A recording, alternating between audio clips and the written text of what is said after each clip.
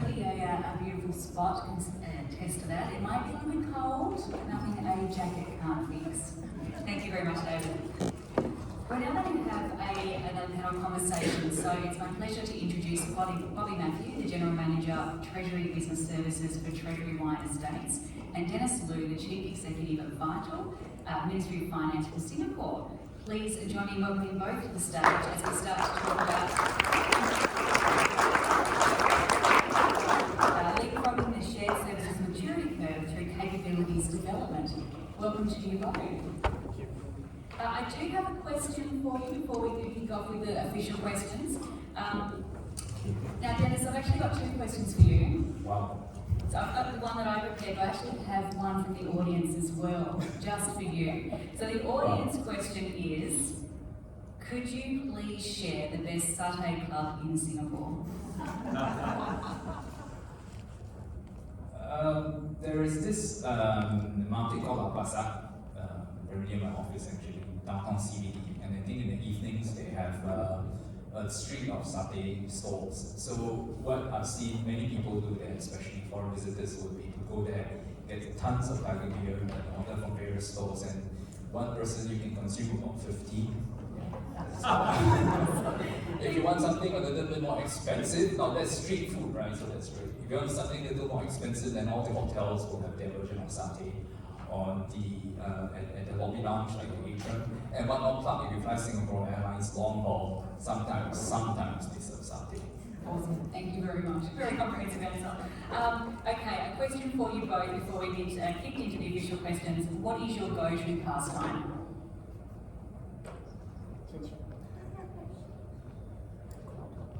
What do you enjoy doing outside of work? I enjoy taking photos and videos of my surroundings because nowadays with cloud technologies, I just upload it to my cloud, and I have videos and photos of my trips for the past at least 10, 15 years. And oftentimes when my family says we went for that holiday 10 years ago to that place, and nobody really can remember what really happened. So I just go and, you just do it like the Gmail style, upload it in the folders day 1, day 2, day 3, day 4, day 5, so everything is there. Nice, thank you. I like cooking. I picked that up a few years ago when I was in the States. It was a fairly stressful time work-wise, so I needed something different and creative outlet. So I picked up cooking. So I just go on to YouTube sites and pick on a recipe and try and cook something new. You know, there's a follow-up question. What's your go-to? A paella. So I've done that now a few times. At least I have 2 girls, teenage girls, so they're giving me the thumbs up, so I'm happy. That's good. Thank you for indulging me with those questions. Maybe let's kick off with our first one here. So can you tell us a bit about your organisation as it stands now and where your vision takes it, where your vision will take it in 2 years' time? I can give it a go. So I'm part of Treasury Wine Estates, so we are a spin-off, a listed company here in Australia from Foster State, so we're about 11 years old. So we are fairly new in that sense. So we are a wine company, we are a large wine company. Here in Australia we are the largest wine company, but we have a footprint around the world, in the US largely, also in Europe from a manufacturing capability point of view, but offices around the world. 3 billion in terms of revenue and about 500, 600 million in terms of EBITs. We are fairly ambitious, and this goes back to some maybe further on questions in terms of how we want to shape this. We're fairly ambitious in the way we want to bring about change in the wine industry. Large parts of it we do through acquisition. So we are on an acquisition spree for the right kind of brands and companies, but also the right kind of footprint that we need to have. A bit of a challenge over the last year or so with the tariffs in China. So we are figuring our way through what that means for us from a commercial point of view. From a GDS point of view also, we're fairly new. So the other thing about Treasury, we brand ourselves as Treasury, so hence Treasury Business Services. So we are a fairly new shared services organisation, about 3 years old. And again, we're trying to figure out what that means from an overall strategy point of view over the next 5 to 10 years. So we've just co-created that strategy, and then how does business services fit in all of those? Yeah, so I come from Singapore. Vital, as a shared services organization, was set up in 2006. Our scope is all of government, science, healthcare, and defense. I have about 100 agencies under us. That includes the ministries, like the typical Ministry of Manpower, Ministry of Finance, etc., as well as many statutory boards, including things like the Indian Revenue. Where we are today is we are really trying to shift ourselves from being a transactional service provider to what we call as a central agency for shared services. It's a huge mental model and mindset shift because it's all that you've taught in the presentations, right, about how to be an engine of growth, not just for Vital as an organization. We only have 500 staff, but for the entire public sector, which has about 150,000 people.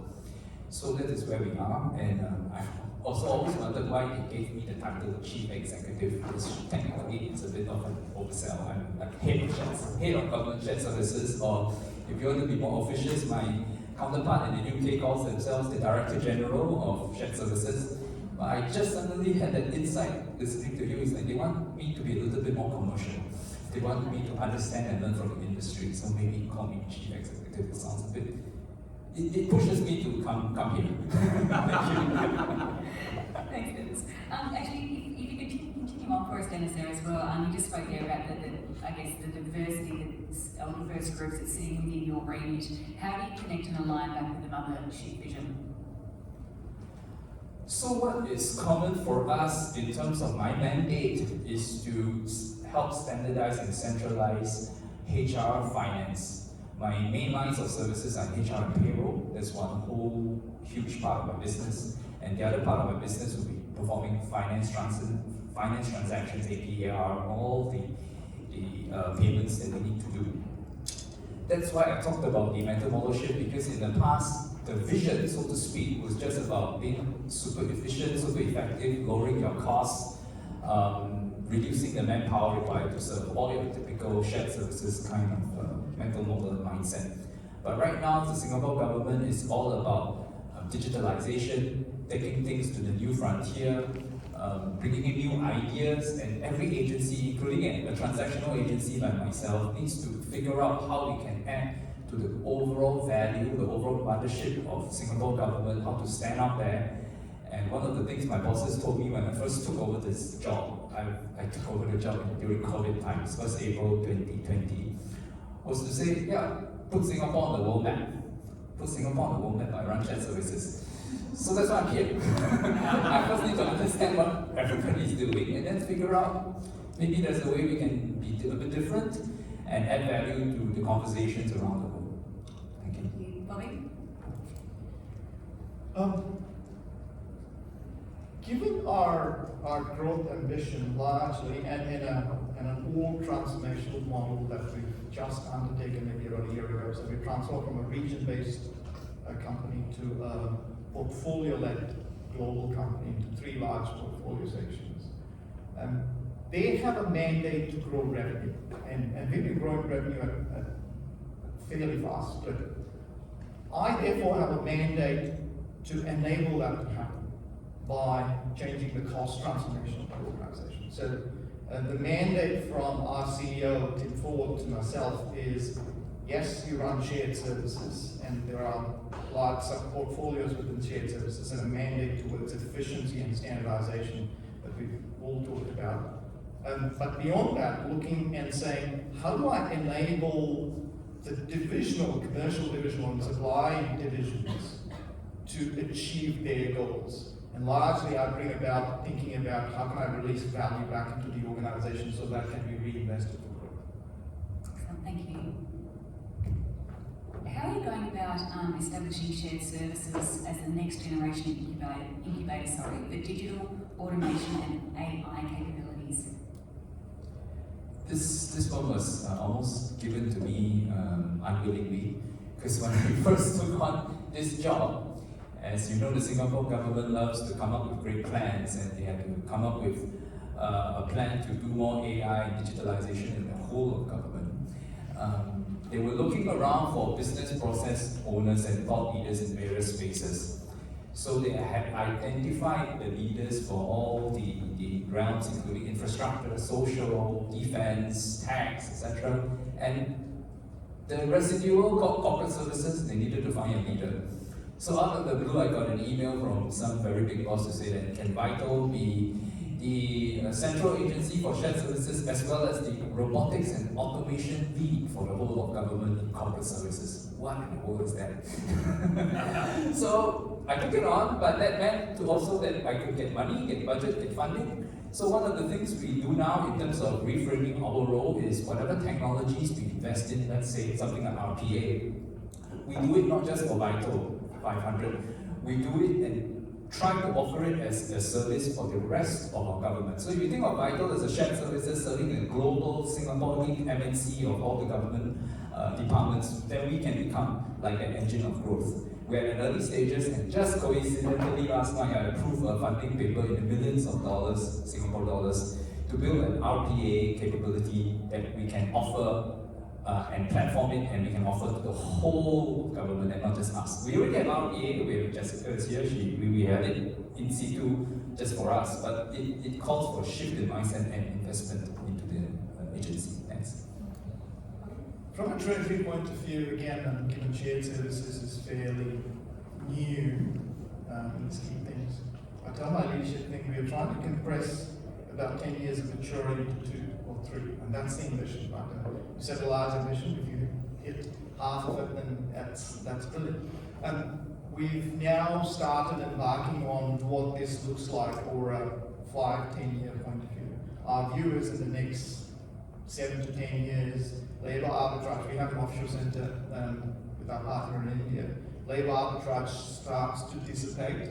So we're looking at ways in which, thinking ahead and seeing what does that mean for shared services within Treasury, what do we need to do. Tech enablement is a big part of it.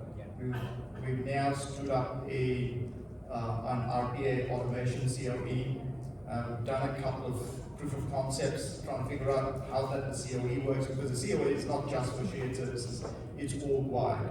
But we are actually doing a few POCs within shared services, going through the growing pains of it, and then seeing how we can scale it up. Makes sense.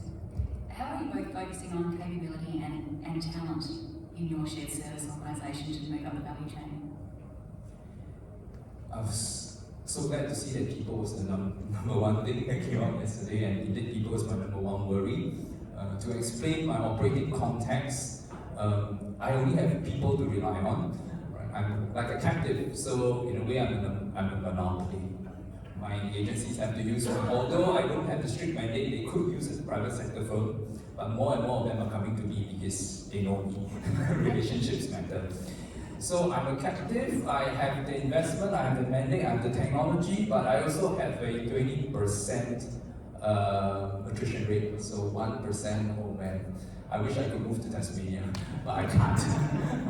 So the only choice I have really moving forward is because the people I have are scarce, and the Singapore government pays the public service decently, but we can never meet the market because I'm part of the government civil service scale, so what can I do? So frankly, I don't have many options, and the only thing I've landed upon now is to really grow my people in a huge way.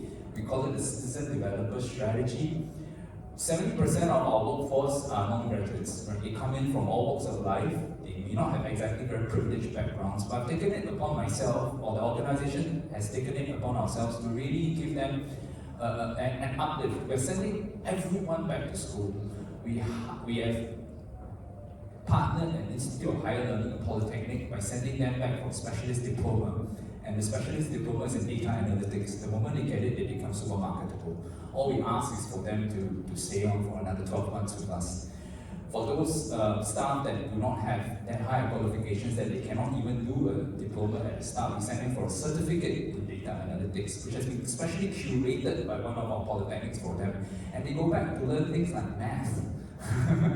Yeah, and a 50-year-old will come and tell me, I can't do it, boss. Well, I said, try. And of course, I work with the institution partners to make sure they pass, make sure they succeed.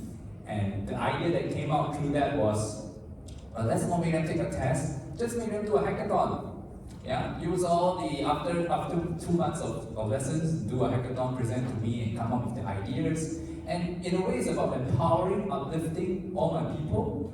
But I'm afraid I'm very prepared to lose them. And I'm so happy when they leave having found a job in the private sector that pays them a lot more because IT skills are in such demand.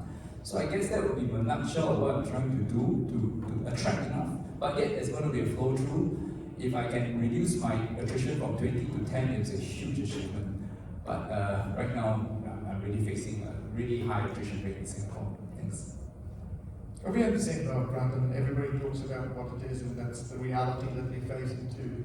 There's a couple of things, I guess. One is from a treasury point of view, we have an employee value proposition, and a proposition in terms of the recruitment that we undertake, and that's a constant uplift, on an ongoing uplift. The second is then, what is then from a shared services, business services point of view, what that value proposition represents. Now it's a tough out there when you talk about a transactional services attracting good talent. So we are in this journey of building up what a competency framework looks like for business services. And over time, through specialization and generalization across our multiple disciplines, we are on this journey of bringing people up to certain skill sets, and in a sense, just like Dennis, allowing them to flourish within Treasury and potentially outside of Treasury, right? Giving them that sense of purpose, but something that they can also build on for their careers for the future.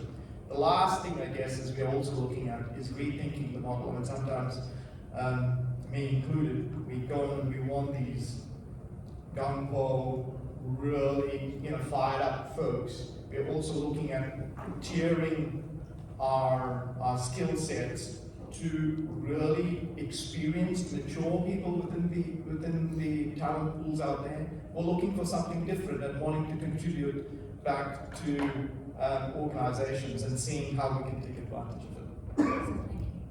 I'm just going to pause there for a moment and see if we have any questions in the audience.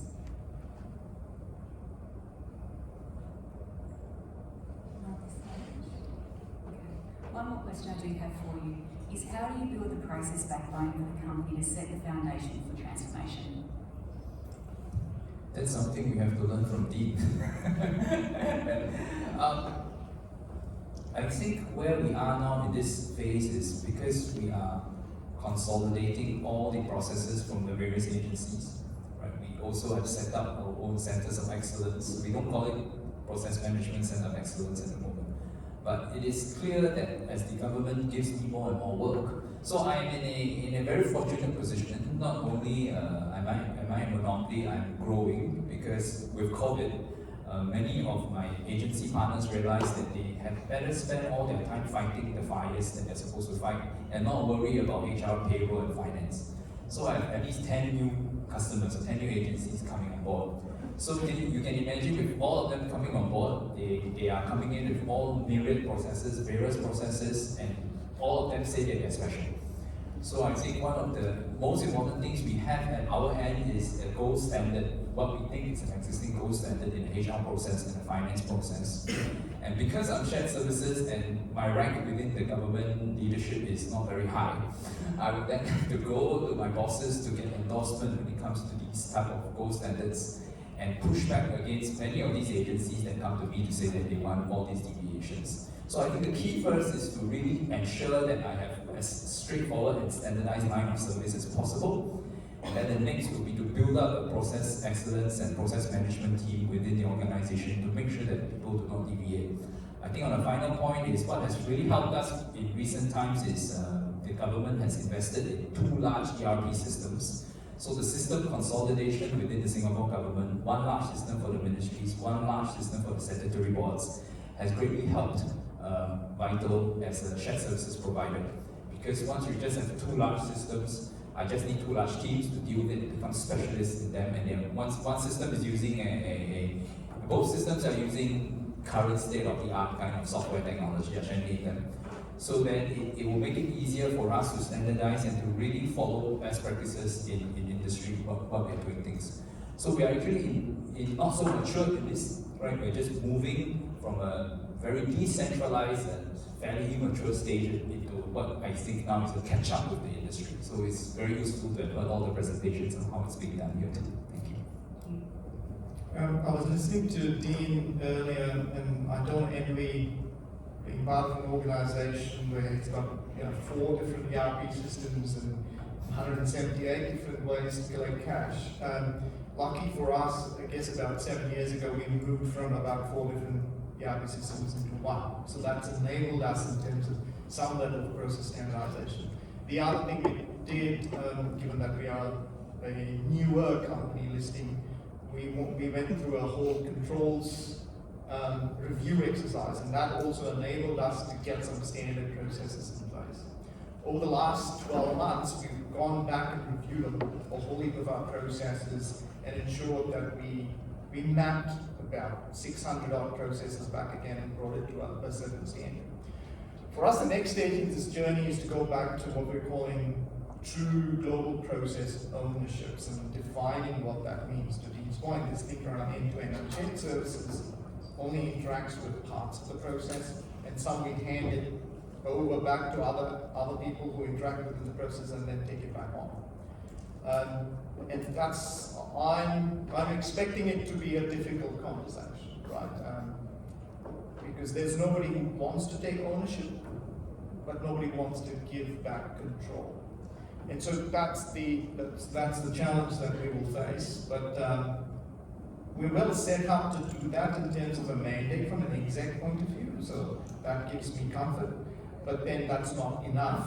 For me, I've got to go on this, bringing people on the journey and what's in it for them. So that's the process we're taking. And then looking fairly quickly on that and saying, okay, how can we drive tech enablement, efficiency, and then the customer experience. This is the experience part is where a lot more of our focus is coming from. Well, thank you both. Please join me in thanking Bobby and Dennis. Thank you.